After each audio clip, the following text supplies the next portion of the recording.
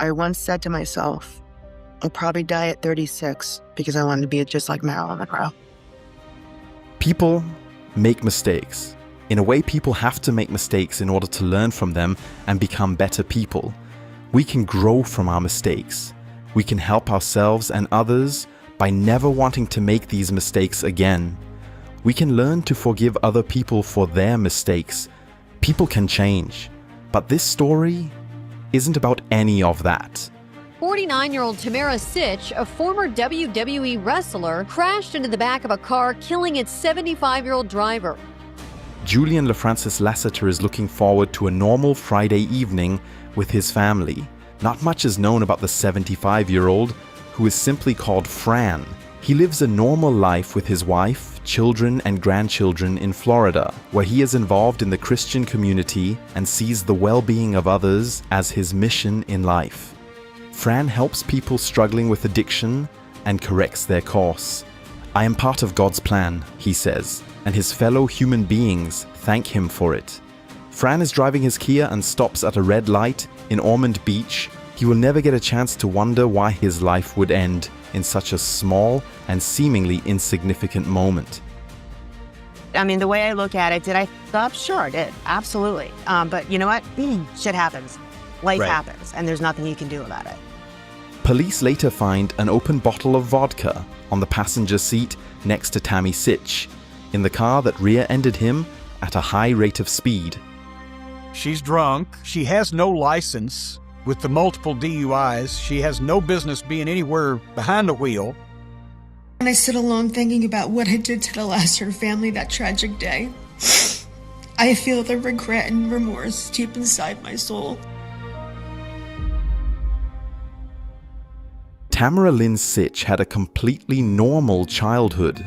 Well protected by her American and Russian parents, her father was in the Navy and knew exactly when to be strict. Born in 1972, Tammy developed a bond with animals, played with the kids in the neighborhood, went to college and got a degree in basic law, then moved to Tennessee to be a plastic surgeon one day after her planned medical studies. Her parents were proud of her. But then Tammy Lynn Sitch got into the world of wrestling. In high school, she met Chris Candido, with whom she would be a couple more on than off until his death. When Chris and Tammy started dating, they were very into each other, together all the time. And he would say, "Mom, Tammy's coming, please be nice." And I was always pleasant. Tammy worked part-time as a photographer. Chris trained hard to be a pro wrestler, making his first appearance at the age of 13.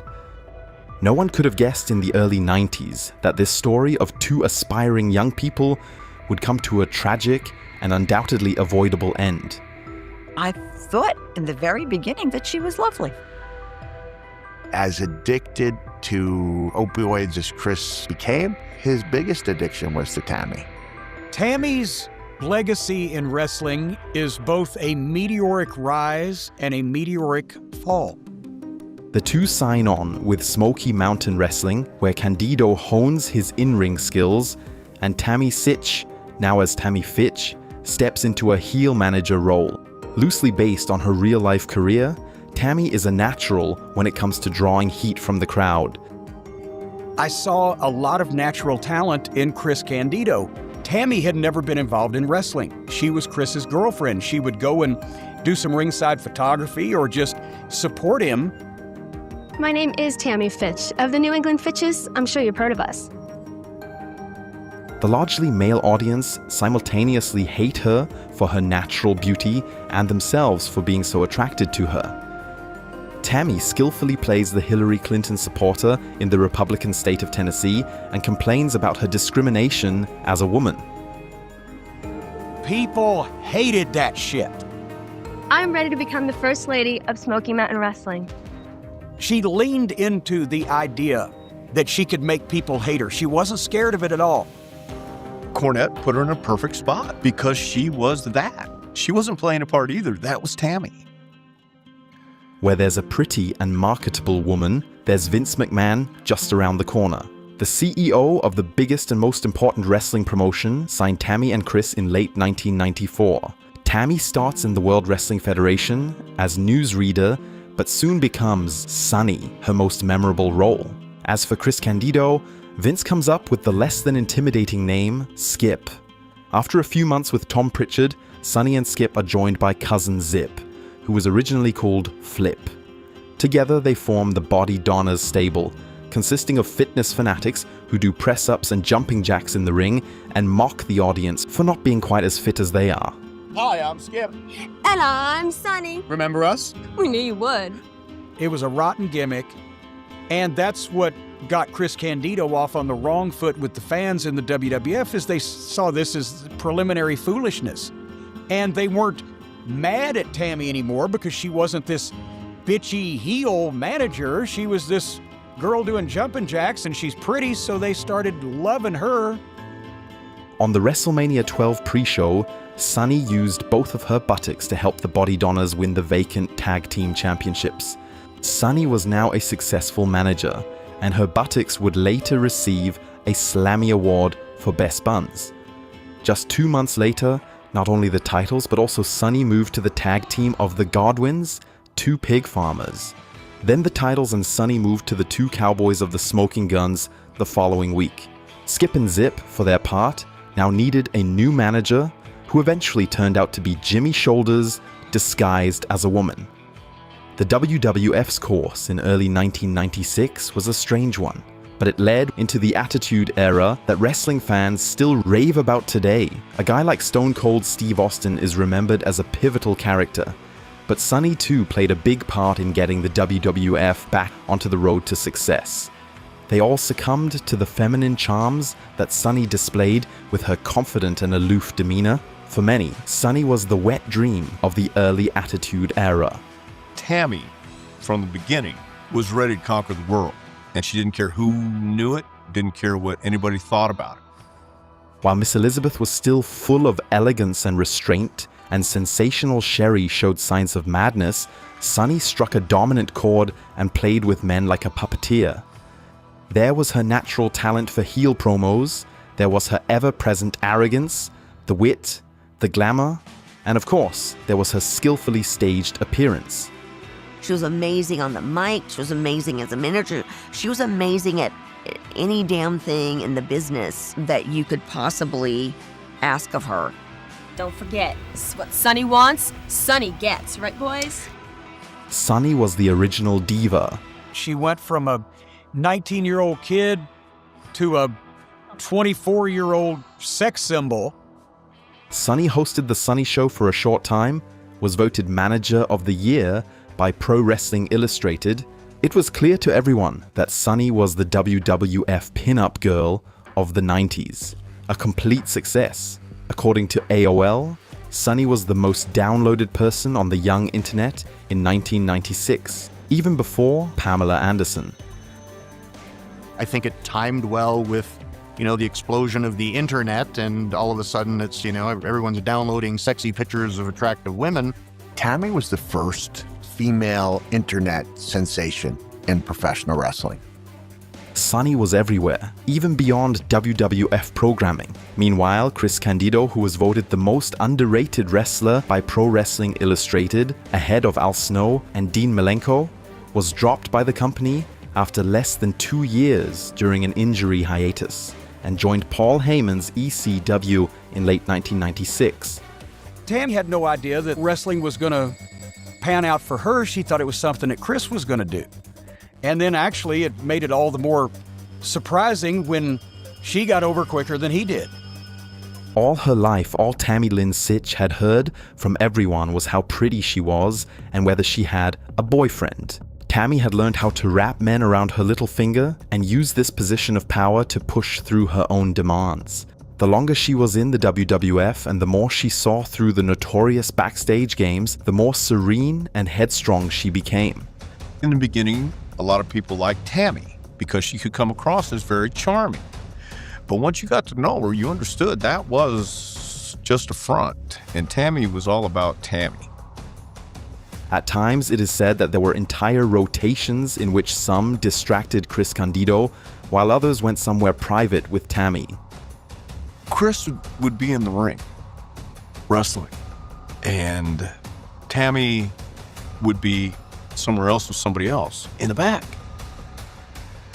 When he would go to the ring or she wasn't needed or she would go and have a little dalliance with somebody else in the back, I've always thought that Chris knew it, but never let on that he knew it. Although Tammy was in a committed relationship with Candido for most of the time and loved him to the end, the two were never married. Backstage, everyone knew that Tammy's door was open, and plenty were happy to walk through with a few favors and the odd pill or two. Consensual sex, that's one thing, especially among young people who are on tour all year round. But sex in return for favors, under pressure, and in existing relationships is morally challenging. Over the years, Tammy Sytch has had many lovers backstage, but she has also made many men unhappy and has not been welcomed by everyone. I didn't like her. Always a nightmare to deal with. I look and I, no, she's a bitch, but I don't mean that to be nasty.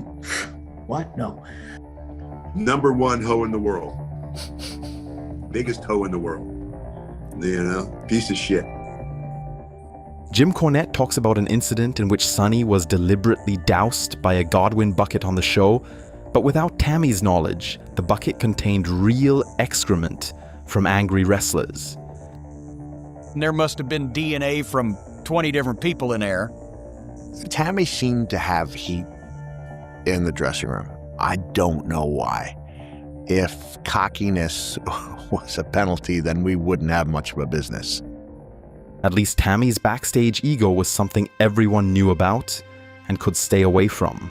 But things became more difficult when she, and later her dear Chris, opened the medicine cabinet. Hardly any wrestler in those days got by without painkillers.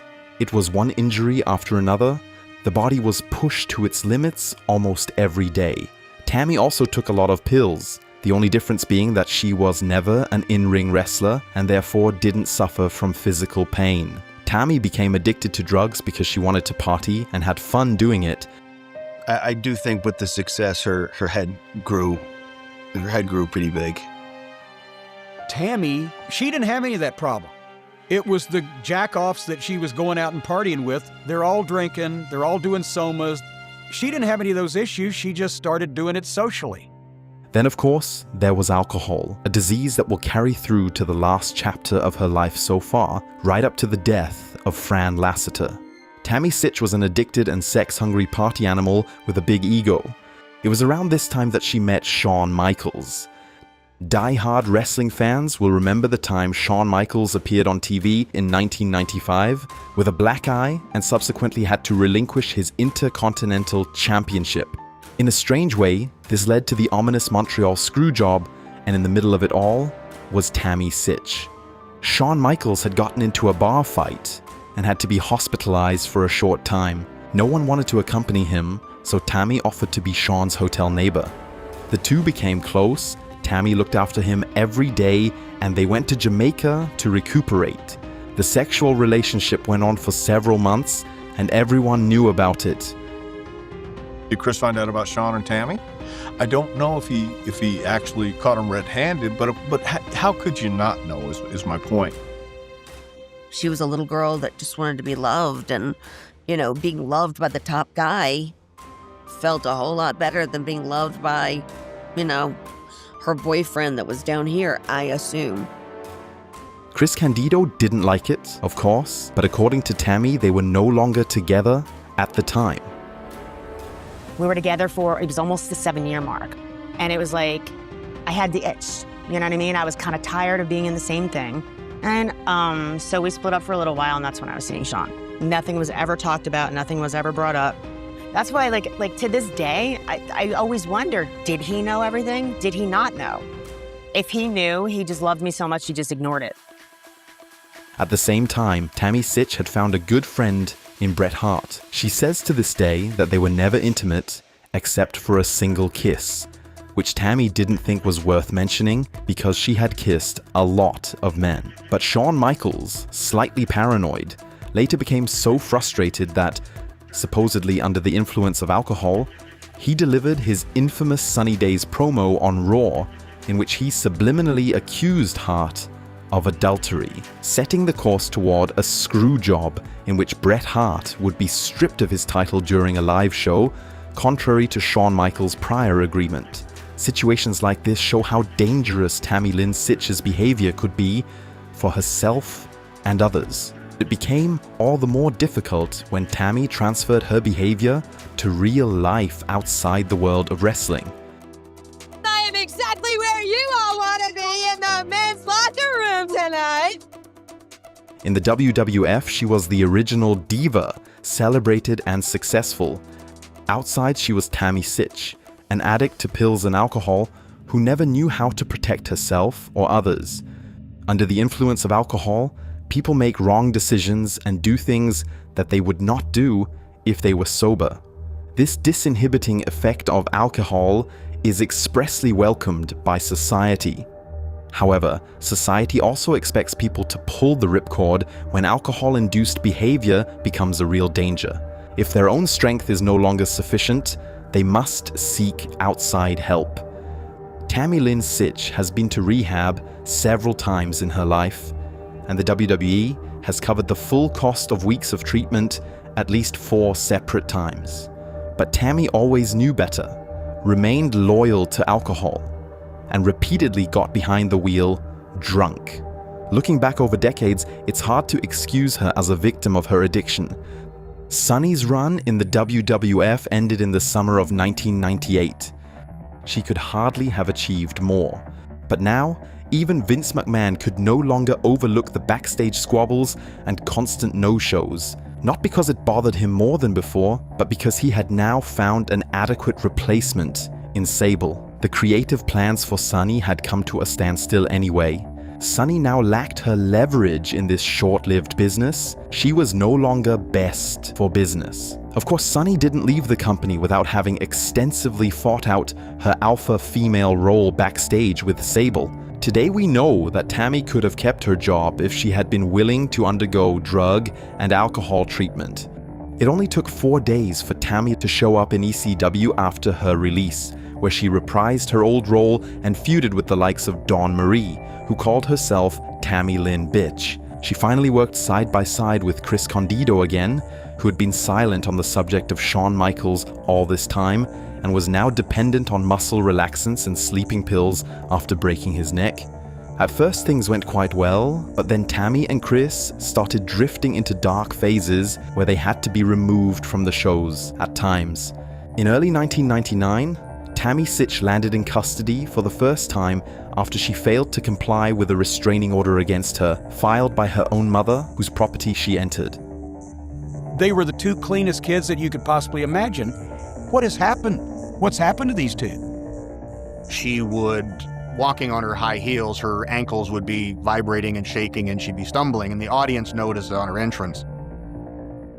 Paul Heyman exploited Tammy Lynn Sytch's real-life problems by inviting her to ECW Exposed in late '99, a work-shoot interview that was as questionable then as it is now, in which old bikini photos were shown while Tammy tearfully recounted her difficult life. Of course, no mention was made of the fact that she had a hand in making her life so difficult for herself. Maybe she didn't want to admit it.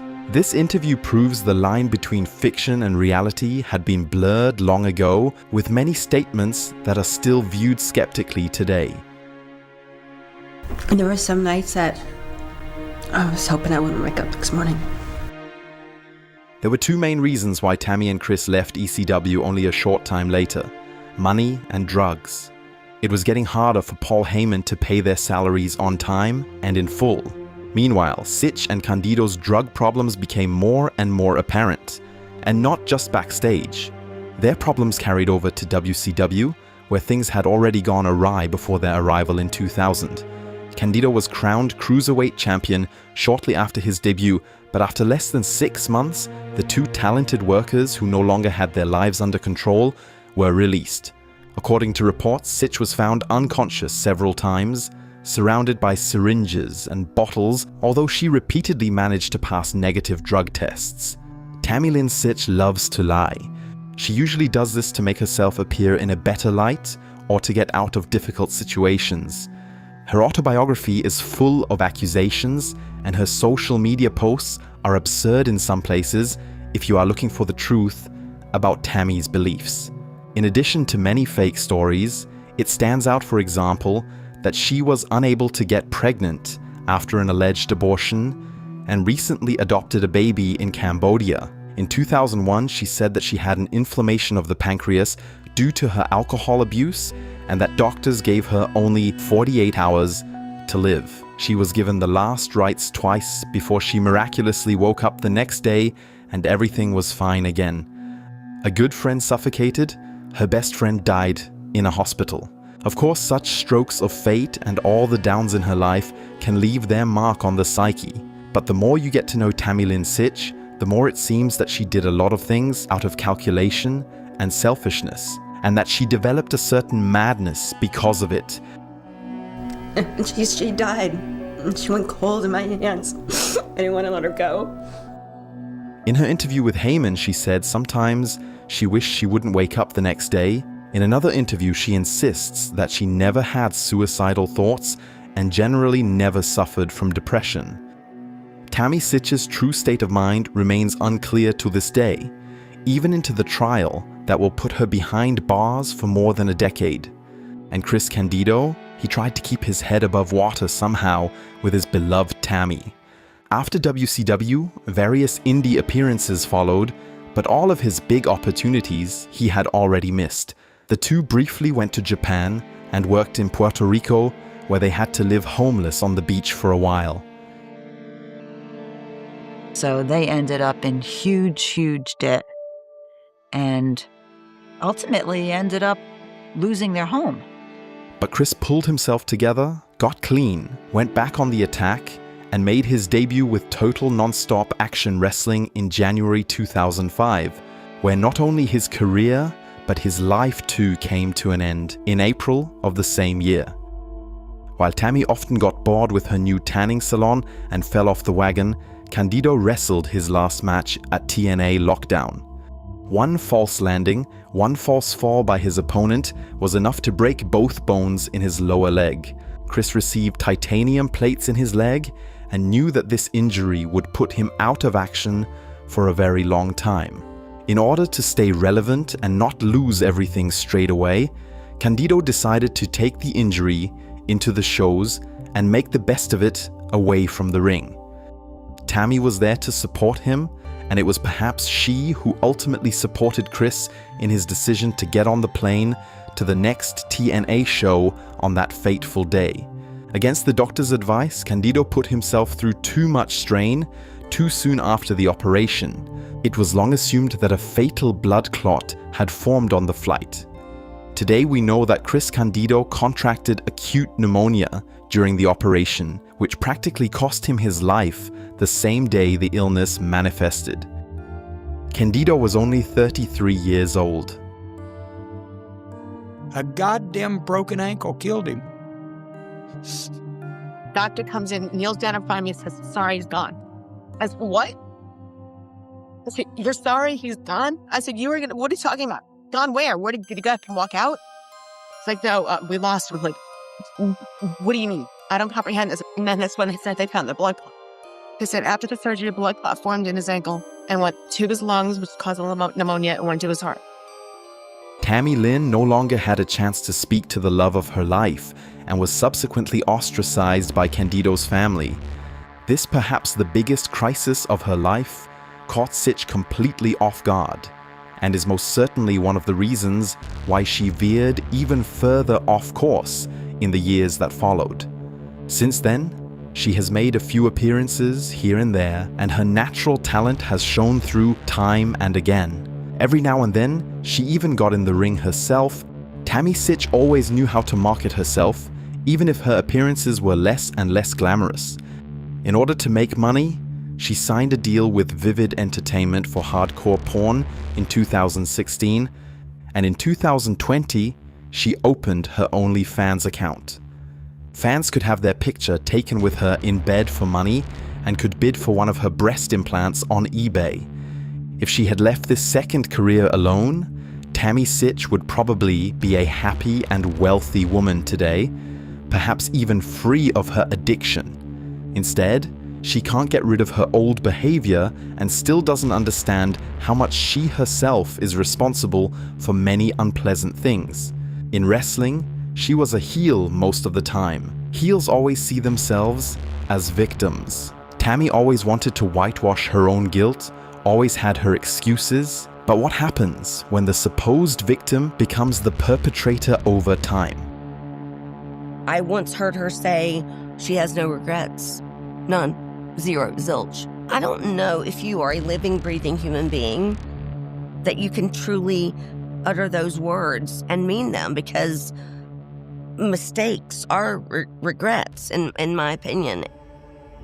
The list of Tammy Sytch's offenses and convictions grew longer and longer. From 2007 onwards, Tammy was in a relationship with a police officer who allegedly abused her for 5 years, which is why she asked fellow wrestler New Jack to kill him. He refused, made the affair public, and showed just how much sick stuff was in Tammy's head. Tammy called me one day. She said, New Jack, I want you to do me a favor. I said, what? She said, would you kill my ex-boyfriend? Kidding me. And I said, Tammy, what the hell is wrong with you? She said, will you kill him? Nevertheless, in 2009, Sunny was invited to the WrestleMania Divas Battle Royal and was inducted into the WWE Hall of Fame with full honors in 2011. Funnily enough, the same year as her old companion, Shawn Michaels. This too could have been the start of a better life. However, Tammy now regularly came into conflict with the law, repeatedly interrupted by stays in rehab clinics. In 2012, she had just come out of rehab, relapsed straight away, and was taken into police custody 3 days in a row, a total of 5 times within a month. 39-year-old 𝗖𝗛𝗣𝗧 Sytch was arrested again late today. That's her second arrest in 2 days and her 5th arrest in the last month. First, she attacked her partner at the time, Damian Darling, who tried to open her eyes after her relapse. On the next 2 days, despite a restraining order, she returned and tried to strangle him, allegedly because she was mortally afraid of him. This was followed by episodes in which the police found her unconscious or screaming wildly. Later, she broke into Darling's house to get her things, which led to increasingly serious offenses being added to her criminal record and the bails getting higher and higher. She was still able to satisfy the judges by agreeing to go to rehab again. Darling got involved with her again, even got engaged to her, only for her to pretend at the end of the year that he had also abused her, while she herself attacked him with bottles and a hammer. As a result, she spent almost 4 months behind bars, and WWE stopped paying for the ongoing therapy of one of their contractors for the first time. According to her own statements, Sytch was diagnosed with cervical cancer in prison and cured, for which she was comforted by her followers with gifts.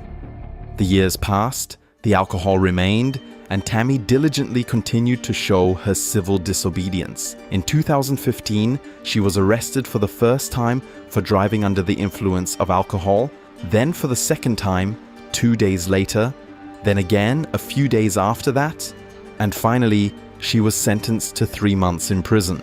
Sytch does not comply with court or police orders, does not appear at hearings or flees the scene of an accident. She repeatedly drives drunk, even when her driver's license is finally suspended. When she again fails to comply with her parole conditions, she faces 5 years in prison in the summer of 2017, although she actually serves over a year before WWE invites her back to rehab. Alcohol, lack of insight, unregistered cars, accidents. In 2019, Tammy Sytch goes back to prison for over a year. The justice system has been shooting blanks. I, unfortunately, didn't know how to cover it up very well with, 7 DUIs and But you didn't start, but a couple of jail stints. Tammy Lynn Sytch had so many chances to make a change in her life. Again and again, she was offered help. Every one of her arrests should have opened her eyes. But Tammy wouldn't listen. If every car that comes your way is a wrong-way driver, then maybe you're the one driving in the wrong lane. And so, on March 25th, 2022, 𝗤𝗢𝗓 𝗔 got into her fiancé's car, knowing full well that she didn't have a driver's license, knowing full well that she was drunk out of her mind. She is not the victim, Fran Lassiter is. In January 2022, 𝗔 was arrested for unlawful possession of a firearm combined with terroristic threats, trying to stab her partner with a pair of scissors. Clearly drugs were involved, which can never be an excuse, especially not at this point. In February 2022, she was arrested for 11 traffic offenses. 1 month later, she got behind the wheel again in Ormond Beach, Florida. She probably doesn't even know what she's actually doing. She simply drives off as usual, drunk. She is later charged with 2.8 per mil, but in reality it is between 3.2 and 3.6 per ml blood alcohol. More than 3.5 times the legal limit in local traffic, not including the marijuana she has consumed. 𝗤𝗢𝗓 won't remember any of this in the hospital. She drives fast, but not faster than the speed limit. The problem is that she was late on the brakes. At the traffic light in front of her, a car with 4 passengers who will be slightly injured. Behind it is Fran Lassiter, waiting for the green light and a quiet evening with his family. 𝗤𝗢𝗓 rushes up from behind. The impact sandwiches Lassiter's car onto the car in front, killing him instantly. 𝗤𝗢𝗓 𝗔's first reaction is to deny guilt. She later asks the court to reduce her sentence. I feel the regret and remorse deep inside my soul. She wraps the expert who is supposed to assess her mental state around her finger in such a way that after a 2-hour interview, he certifies that she not only has bipolar disorder, but also possible PTSD and chronic traumatic encephalopathy, which is usually only suffered by athletes after years of concussions. Initially, 𝗤𝗢𝗓 is even now released on bail for a few days after all this. This time, however, 𝗔 will not get away with it. She was facing a total of up to 27 years in prison. At the end of the trial, she will serve 17.5 years, of which she must serve at least 15. By then she will be 64 years old, and hopefully she will have finally learned her lesson.